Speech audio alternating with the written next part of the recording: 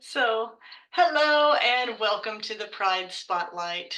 My name is Rheama, and I'm honored to be your host today. Each episode will be highlighting one of our wonderful Pride members and getting to know them a little better and what brought them to our community. So, today we're going to be speaking with Christine McDonald. So, welcome, Christine. Thank you. So before we dive in today, I was wondering if you could tell us a little bit about yourself, if you could share your day to day and where you're located in the world. I'm located in Eastern Washington, although I used to live on the Oregon coast, and we were just chatting about kind of similar places we know. I've been a resident of the Northwest for all of my life, and I love it here. I can't imagine being anywhere else. Um, my background actually is in science. I'm a soil scientist by training, but I've always loved animals. And so, from the time I was 2 years old, I was hugging a horse's leg. My mom pulled me away. Anyway, I always had a connection with animals of one form or another. I grew up on a cattle ranch, and animals were just part of my family. More recently, I've been writing. I've also trained in animal communication. I've trained with Anna Breitenbach initially. I was part of a spiritual group, and Anna was introduced to our group, and I just fell in love with her style of animal communication, as well as P's. I think they're very similar in many ways. And so I've been doing animal communication now off and on for about 10 years. So it's certainly enriched my life. And I also write poetry. So I think you might find some of my poems posted on the Pride. And I love being able to integrate. I'm hoping we get to talk a little bit about that, of how we can integrate the communication in different artistic forms. And the one I like to work with is poetry. So That's beautiful. Wow. So is that what brought you to the Pride? I listened to, well, I know Anna had said, check out P. So I think I'd already purchased her books. And then I got a link to the summit, and I listened to it and I was like, oh my God, I have to know more. And so I think I purchased the summit along with, I think I got like 6 months, which was great, in the Pride membership, and just started, practice, keeping up the practice skills of communicating and just coming into community. So I think that was initially how I really became a fan of peas, I guess you could say, and the Pride community. Yeah. Wow. So would you like to talk more a little bit about the integrating your poems and writing and how that's been a part of your journey? Yeah, I think that would be great. Well, I've noticed it not just, I mean, when you connect with an animal, you're opening up some kind of a channel, a wavelength is the way I like to think of it. It's a wave, you calm your body down. And then, if you can get centered, and you get centered and grounded, and then it's like you're sending out this wave of energy to the animal. And, what comes back is another waveform. And there's information in that waveform, whether you pick it up initially or it comes later. And what I started noticing was that some of the communications that I was, on the call, in the Pride membership call, uh, there would be times when what came through, and sometimes it was just a little snippet. I mean, I definitely got the sense I was in this connective wave of communication, but sometimes later, the actual communication or the actual energy would come through in a poem.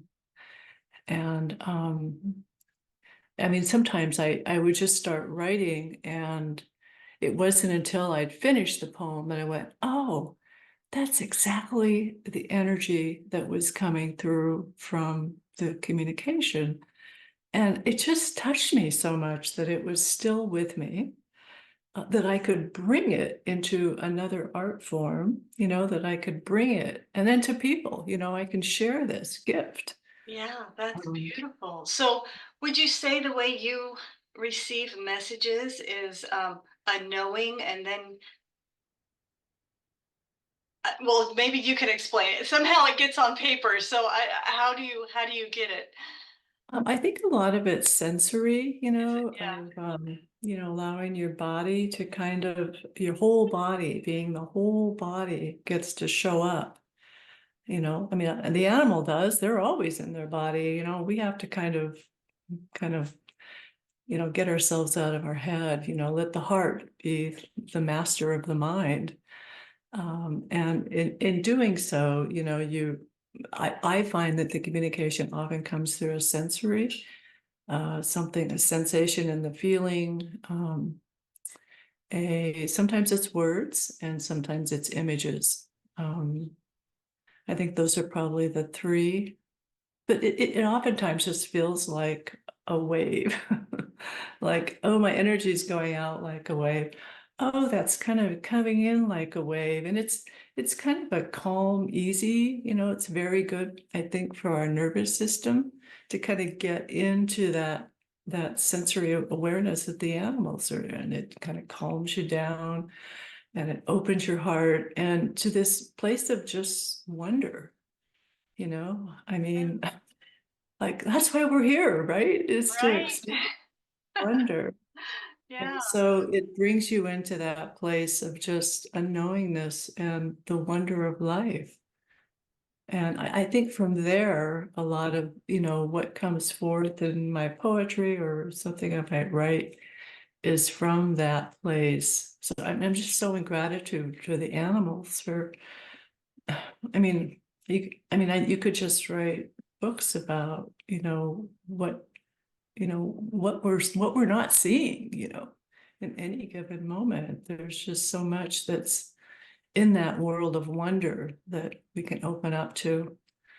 yeah. Um, it's a beautiful thing. It is a beautiful thing for sure. So, how long have you been a Pride member? And were you writing poetry before, or did you start writing poetry in response to being a Pride member? I've been writing poetry for, um, I don't know, at least 15 years. I've got a couple of books out. But so I joined the Pride about 3 years ago, and the Pride has just deepened the connection with the animals and opened up, some doorways that maybe wouldn't have been there for me had I not been a member. So I think it's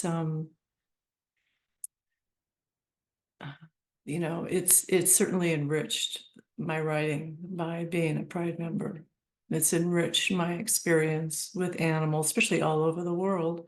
And of course, the beauty of the Pride membership is the community too, that we're listening to each other, we're listening to the animals, and then we're sharing that information, um, and learning from each other, Yeah. you know.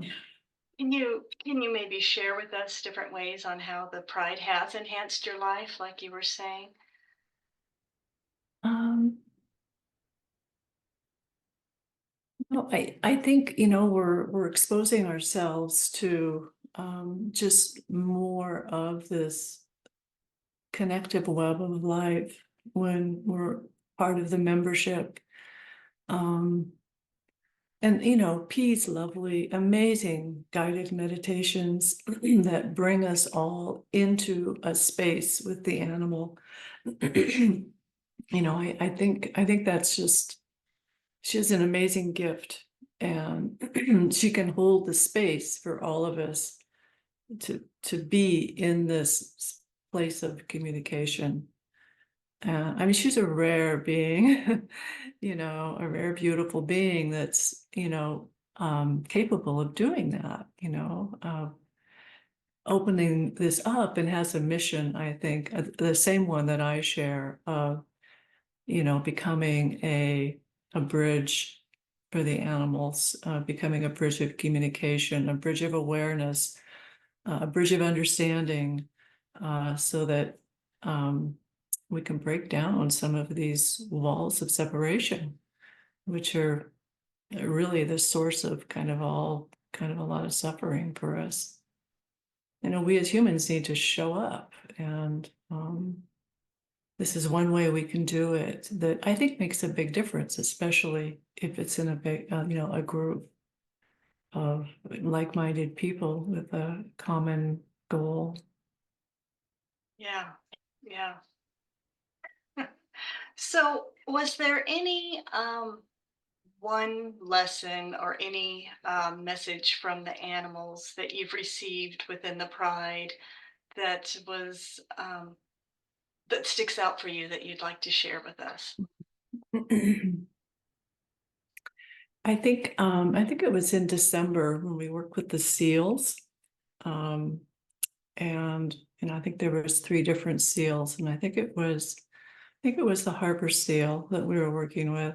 And the message that came through was actually about participating in this web of life.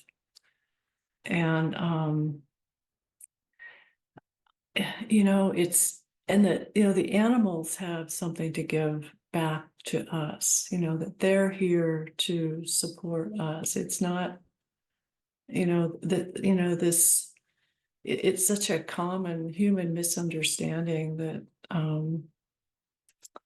we're on the top, and the animals, that whole pyramid thing, which is just not true.